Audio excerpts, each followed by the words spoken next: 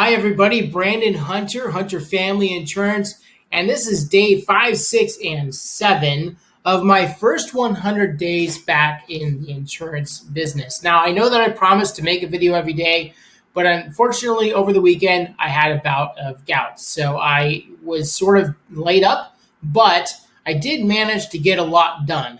So the one good thing about gout is you kind of have to be sedentary, and it allowed me to power through the rest of my insurance practices portion of my pre-licensing. So that's complete. Now I'm just working on completing the state portion exam tonight, and then I will be completely ready for my license test. So again, my test is set for the 24th, so I'm way ahead of schedule. This is the 13th of October, and I plan on taking this practice test about 5 times. In previous videos, I mentioned wanting to do a video where I talk about what makes a good IMO. If you don't know what IMO stands for, it's Insurance Marketing Organization. And I put together a nice presentation for us to walk through because I think that these are very important points to think about. And the basis of this entire thing was my research into into kind of coming back into this marketplace, what kind of questions I should be asking, but also my previous experience in the industry. And what that led me to believe was I had to take a more calculated approach when I talk to IMOs. So that being said, I'm going to go ahead and open up the presentation here, and I'm going to pause this for a moment.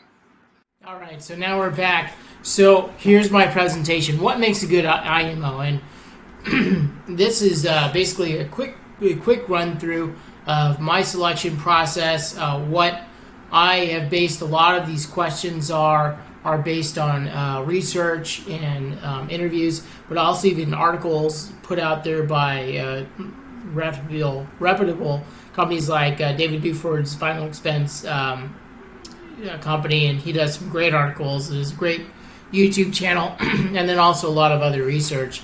So, first of all, what does signing give you? So, when you sign with an IMO, I hope you like my flash shirt. What do they offer? Are they offering some sort of CRM, customer resource management?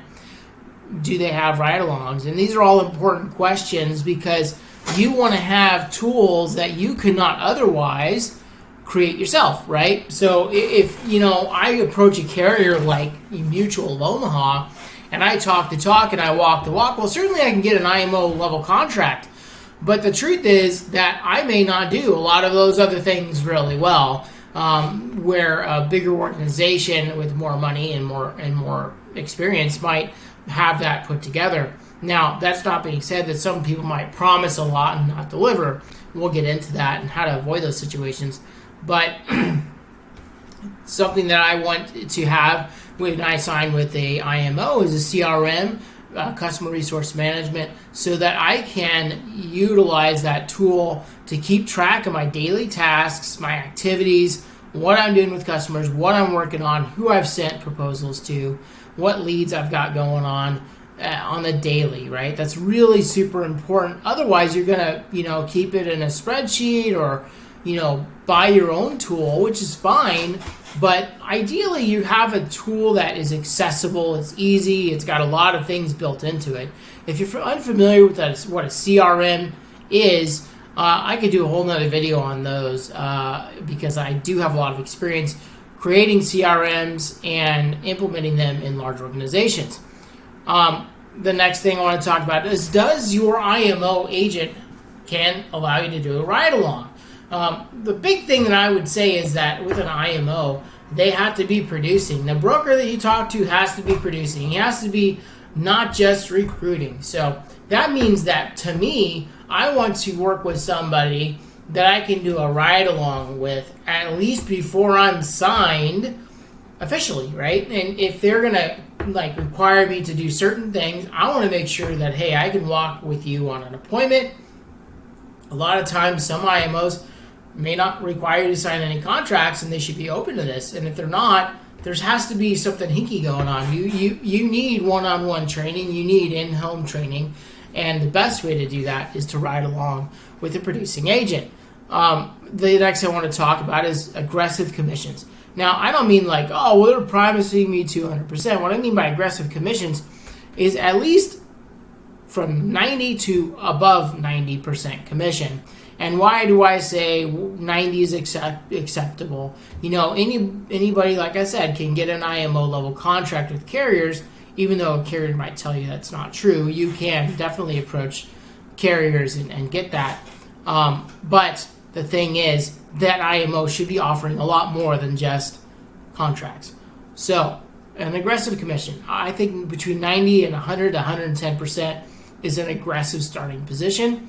I wouldn't want to start for anything less than that personally, because the thing is that your business has operational expenses, and those operational expenses are as follows. You got your lead cost, right?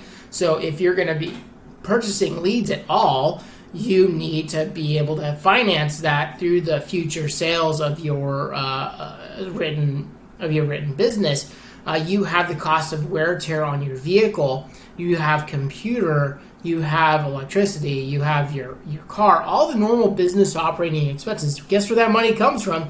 It comes from your commission. So I would expect that you're going to spend 25 to 30% of your money, at least, operating your business. So, just to think about that, if you're working with somebody who's trying to start you like a super low, like we'll start you at 50%, and you're incurring those kinds of costs, they don't have you working in a phone room, answering lead calls, it is not worth it, because now you're working at a 20%, because even if you're at 50%, you're still going to have the same kind of cost to running the business. So I always tell people, like, if somebody mentions the low commission structure, you got to run the other way, because this business requires capital. And if you're going to take money out of your account that you have right now, you better be well sure that you can replace it with sales. And so you have to be aggressive on the commission. Are other agents that you could talk to in the business that are writing business before you sign on or before you get involved? It's kind of like that group, slightly a bit of that group think. You want a group think? But I think that it's important to understand how the business is being written in that business before you pursue it. Because somebody could sell you the seed, but the truth is it may just smell like dead fish. You want to make sure that if you are with somebody, they're not just trying to bring you in, sell your warm market, kick you to the curb. Because a lot of these agencies will do that. They'll say, hey, listen, the first thing you got to do is you got to make your list of all your friends and family who you think that would be interested. And the truth is that's the last person that you want to start out selling, because you don't want to ruin your relationships that you have with people because you don't know what you're doing yet. And you sell them a policy that's too expensive and it doesn't make sense for them, because your eyes are dollar signs because you want to recover any capital that you have invested.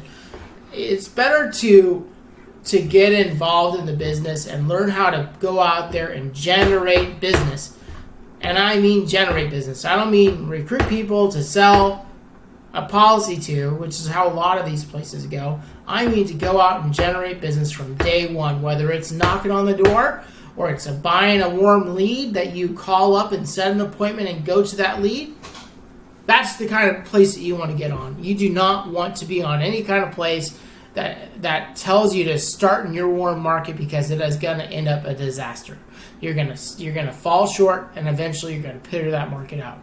So the next thing is, do they have a clear path to moving up in the company? So most IMOs are going to be, and most organizations are going to be based on your volume within a calendar year or whatever the case. Once you hit this volume, you're going to go up this.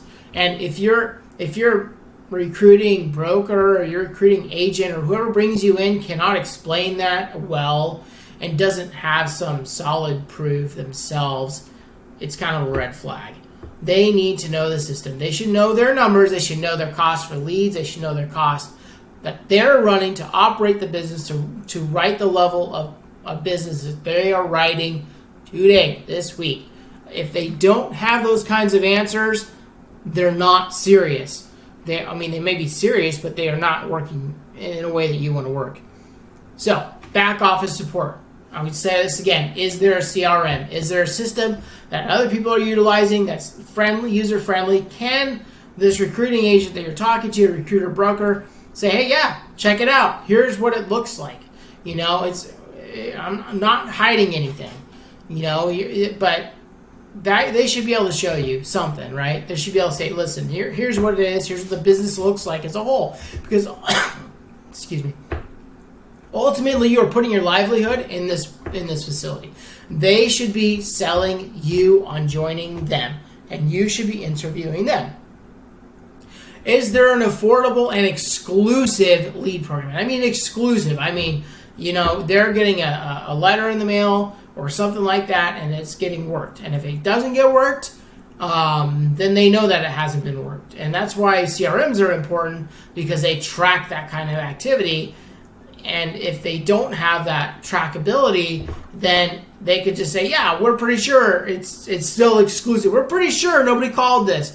But without the use of a CRM, and this goes back on the agents, they may have bought a lead, or they may have put a lead into the system, and it may be unworked. My thing is that an exclusive lead, even if it's aged, means that nobody purchased it. Not that nobody worked it, but nobody purchased the lead. So they're putting their lead campaign out, and nobody bought that lead from them as an IMO, and so nobody's ever seen it. That is an exclusive lead, right? So that means that somebody didn't call it and then not enter it into the CRM. You see what I'm getting at, right? So that's really important. Are there other agents that your recruiting broker, especially himself, can tell you honestly, listen, these are the leads that I utilize. This is how I do it. This is how many dials per average I do. This is my campaign, that are having success with the same leads that you're going to be working. It's so important, because you want to be able to be mentored by somebody. You want to have that real capability. And if somebody really can't mentor you, then why are you joining this organization? Because I could tell you there's 50 others that you could join. And you really have to feel good, like there's a good mesh with the person that you're talking to, and you have to feel like they are really successful and they're not just filling you full of hot air. So that's why I think ride-alongs and look behind the curtains are important.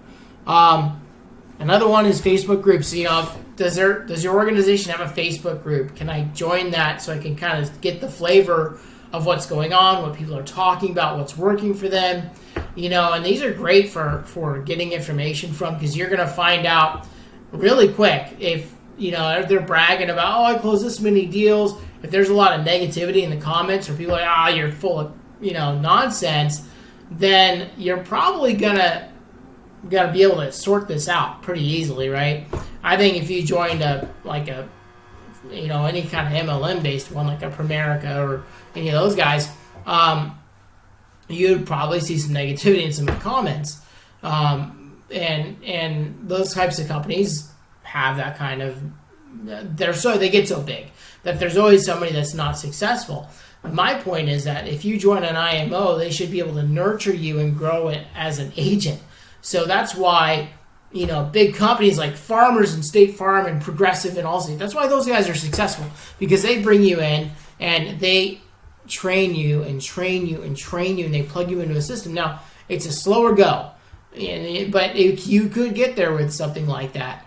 But the point is, for what you're doing, if you're searching after the big dollar hit on every single AP that you write, that's being an independent agent, right? That's not, being a captive agent. So, company trainings, what kind of company trainings are they offering? Are they offering rah, like we're the best company, we're going to hit 500,000 agents in the United States? Are they more concerned about growing and adding agents, or are they concerned about selling policy? And because ultimately you're in the insurance business to sell policy. So I get very nervous when somebody's trying to sell me on a business, where they're trying to sell celebrity endorsements and all this other nonsense. It doesn't mean a damn thing when you're sitting down with the customer and they're trying to get them approved, because you need to know the business of writing insurance, not the business of growing an agency right away. So the next thing is compliance support. Making sure that if you're holding multi-state licenses, or is there any sort of any recommendations they have, or relationships they have to help you manage all those licenses and help you keep in compliance. And this is especially important if you're doing telesales. Telesales is, you're going to want to be multi-state licensed. And that's so important if you're going to be doing that. If you're doing face-to-face, it's not as difficult because you're generally only going to be doing your state. Maybe, down the road you say, well, Illinois is just over here and Ohio is just over here. I might go out that far, right? And I might build an agency and add some people on there, so I need to get licensed in those states. But that's the point, is you want to be with a company, an IMO, that says, yeah, we understand this process. We can help you, and we can get you there. They can make great recommendations for air emissions insurance and things like that to help keep your costs down and also just give you some good advice. I hate not being able to get good advice, and it's nice to have people you can talk to. So that's important. Open lines of communication, right? Compliance support, company training. Company training should be on getting you in front of customers. It should not be on building an agency, because if you cannot get yourself in front of customers, you have no right to build an agency. Bottom line. Are there other considerations? And what are other considerations? And these are not secondary. These are pretty mandatory considerations. So probably should retitle this, but I'm gonna go with this. So, are they non-captive? I would never, ever, ever, ever, ever sign with a captive agency unless they offer me an amazing salary, and I'm talking in the $70,000 kind of a year range, and said, you're just, you got to grow. But I would never sign as a captive agent, even because it's just such a bad thing especially because they'll have a longer vesting period and you'll be stuck. You can't do anything there. So the next topic is a vesting period. And if you're not familiar with what captive or non-captive means, captive means that you can only work for that insurance company or for that broker exclusively. They will monitor your license if you try to go and sign up with another carrier. So it's extremely important that you avoid that if you can. Vesting periods. I don't want to work with any IMO where I'm not vested from day one, because why would you? There's a million IMOs out there, and if they can offer everything else, why would you sign for somebody that's going to make you wait to own your business? You're out there busting your butt, putting your money in, and you deserve to own your business. And that's the kind of companies you got to sign with. Not a groupthink mentality. Okay, so there's a lot of MLMs out there, and I'm going to get personal about how I started in this business. Back in 2010, I got attracted to the business by a guy that was selling insurance, and he was talking about selling from home and how great it was and why it made so much sense. And he said, I'm trying to open this up. I want to train people on how to do this from home.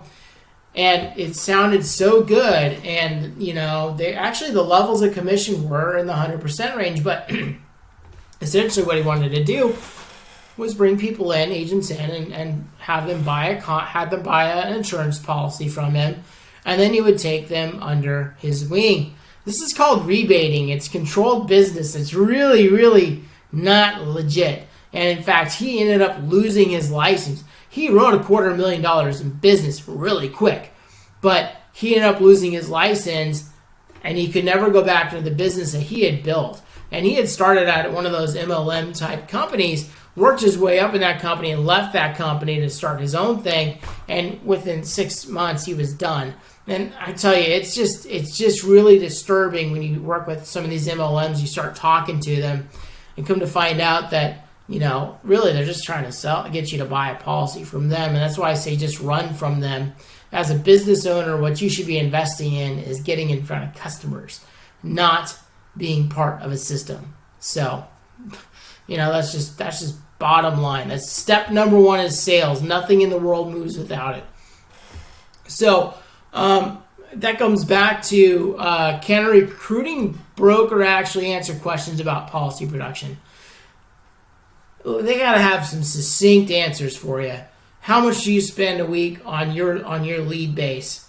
How do you scale it? Where did you start? How many leads are you buying versus sitting in with a customer? These are important things. What are the sources of the leads? What kind of business do you write? Do you write mortgage insurance? Do you write final expense? Do you write IUL? Do you write annuity? What's your biggest market? And that's a great question. What is the biggest market that you work in, Mr. Broker, that is trying to recruit me? They should have a very, very distinct answer, because the thing is, people will get into a situation where they're real comfortable selling a few different products, and that's what they can market to. And if their business can support the leads to allow them to do that, then you could be successful. So this is the other part. If they tell you to start in your warm market, this goes back to that MLM type mentality. Oh, just start with your friends and family. They don't care if you screw up. Well, if you work with somebody you don't know and you screw up and you don't sell them, you never have to see them again. Versus trying to sell grandma who feels guilty because this is a new thing you're trying and she wants to be supportive, and so she buys a final expense policy and it's costing her $60 a month. She might as well just giving you the $600, right, to start your business. So don't go there, right?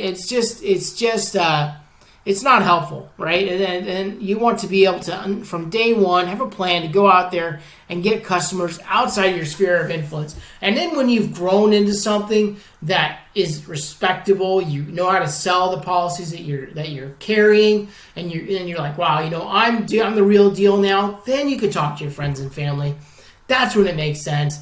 Don't hurt your feelings when they let you down. When they come to you for advice, that's the right time. Not when they're like, oh gosh, here's another Norwex party they got to go to. So the next thing is, can you scale the business? And this goes down to leads, right? So, in order to scale a business, you need two things. You either need a bunch of phone numbers that you can call and ring that phone, ring that phone, ring that phone, ring that phone. Or you need some warm leads, which are people who have responded to some kind of ad saying, hey, yeah, I am interested.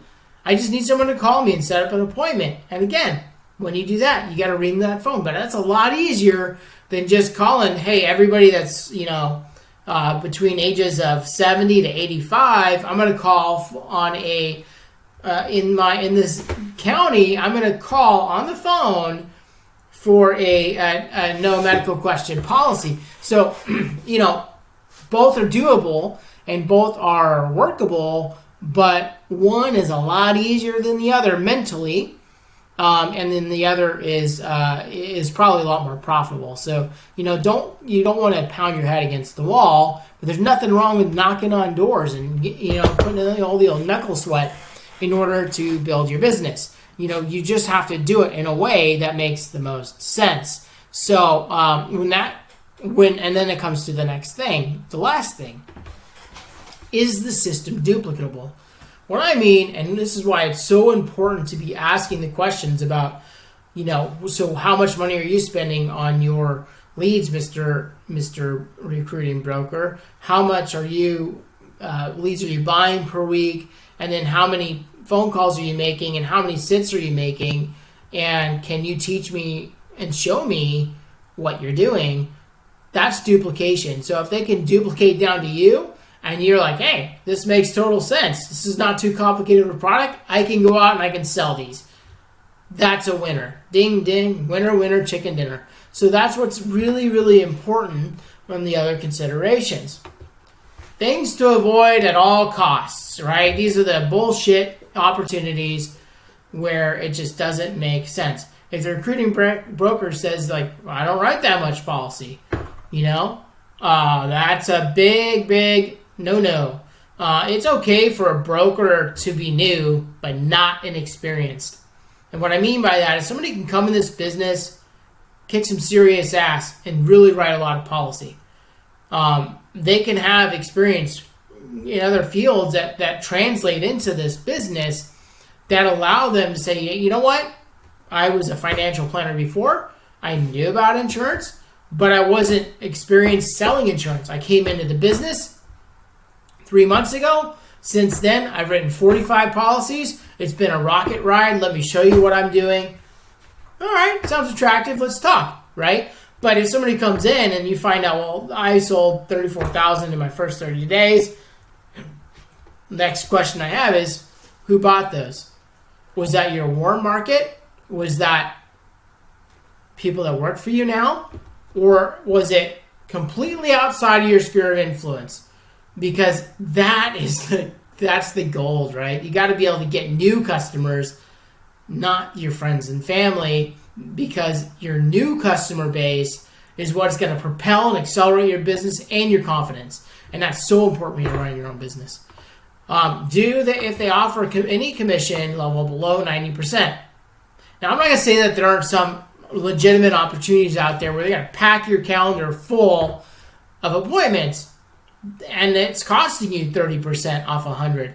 It's the same thing, right? If they're packing you full and you're on the phone all day writing policy from home, gosh, I love that opportunity, and you're not having to drive out and spend all the other money on the other stuff, it's probably a good trade-off, right?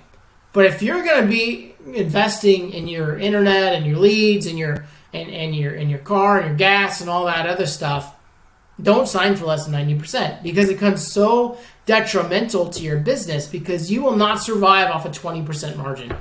And what I mean by that is if you're at a 50% contract and you're spending 30% of your money trying to get the business going, you're not going to make it. It's just plain and simple.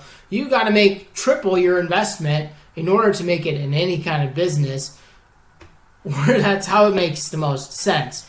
So, and I'll tell you this, many of the IMOs will start you north of 100%, and the one I signed with recently, and you need every client to maximize and scale your business, and that's what it comes down to. Every contract that you write is to maximize and scale your business. And the other side of that too is you need those big margins because sometimes you get chargebacks.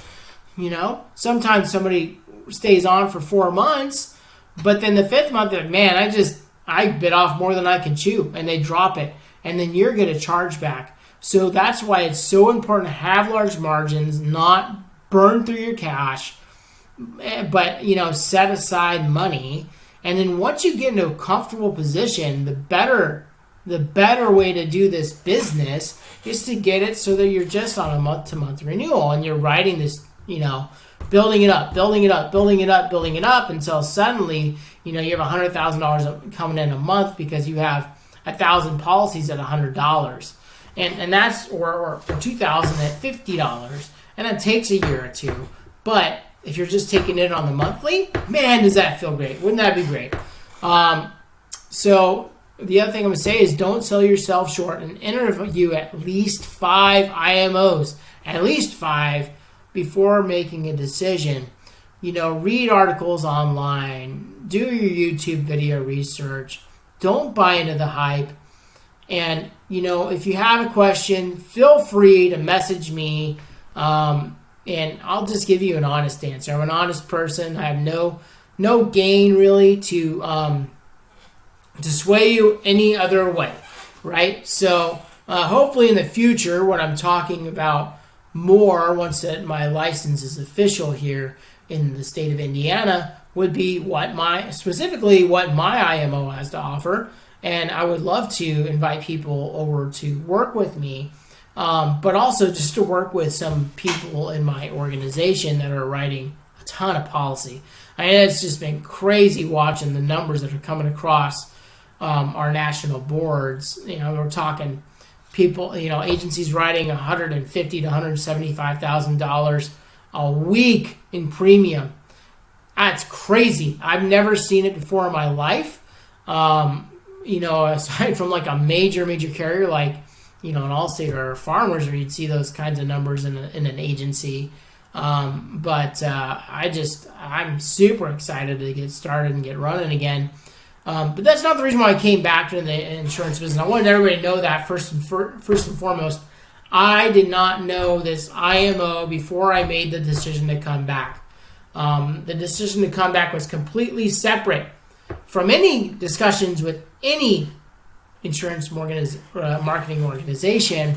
It was a personal choice for me, and it was driven by my knowledge of how the business works and me deciding it's probably a damn good time to do it. So it's Brandon Hunter, Hunter Family Insurance. Peace out. Hey, by the way, subscribe to my channel. It's growing. It's small now, but in a year or two, I'll have 1,000 plus subs. I really am hoping that I can get that. I would like to conduct some interviews and some future videos. So let me know what kind of information you're interested in. Are you interested in learning about things like power dialers? And if you don't know what that is, we can get into that. Are you interested in learning about CRM? Are you interested in learning about, how do you integrate a script into a CRM and stuff, neat stuff like that? I'm really going to start pushing into that myself. Website design, brand, logo design, some simple tips and tricks and some free resources in order to get yourself a professional looking website together. And what's important about your website? Quite honestly, that's something that I would like to cover. So again, Brandon Hunter, Hunter Family Insurance, signing off. And you guys have a great day. Get out there, produce some numbers, put some goals down, accomplish those goals, and maximum thrust, maximum effort, and kick some butt out there.